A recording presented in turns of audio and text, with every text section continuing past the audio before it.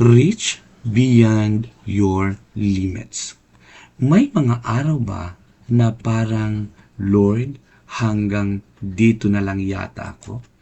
Pagod na, takot na, wala ng lakas. Pero paano kung hindi pa pala doon nagtatapos ang kwento mo?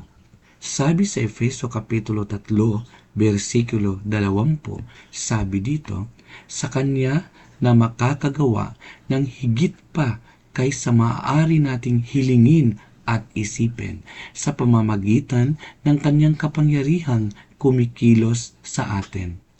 Ang Diyos ay makapangyarihang gumawa ng higit pa sa ating hinihingi o iniisip, ayon sa Kanyang kapangyarihang gumawa sa loob natin. Hindi raw ayon sa confidence natin, hindi daw ayon sa skills natin, kundi ayon sa power ng Diyos sa atin. Alam mo mga kapatid, real talk lang, lahat tayo ay may limitasyon. Mental health, motivation, faith, direction.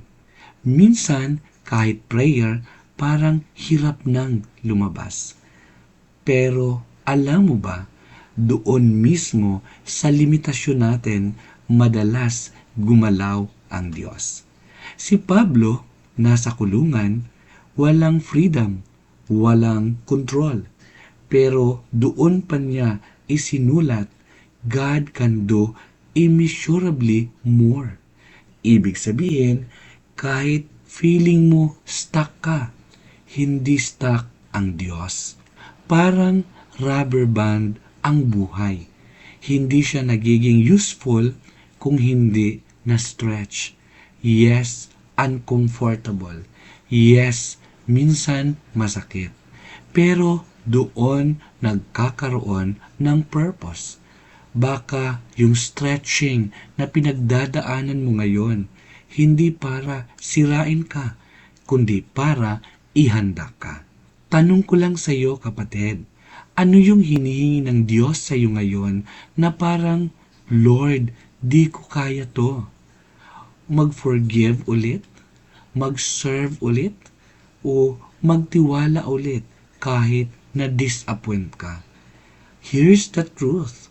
Hindi mo kailangan maging ready. Kailangan mo lang maging willing. Because kapag ang Diyos ang kasama natin, ang limitasyon natin ay hindi final. Hindi ka tinawag ng Diyos dahil kaya mo. Tinawag ka niya dahil kaya niya. So don't stop where fear tells you to stop. Reach beyond your limits, kasama ang Diyos na walang hanggan. Manalangin tayo. Lord, salamat po dahil Ikaw ang Diyos na gumagawa ng higit pa sa aming kaya. Tulungan mo kaming magtiwala kahit lampas na sa aming comfort zone. Palakasin mo ang aming pananampalataya. Sa pangalan ni Jesus, Amen.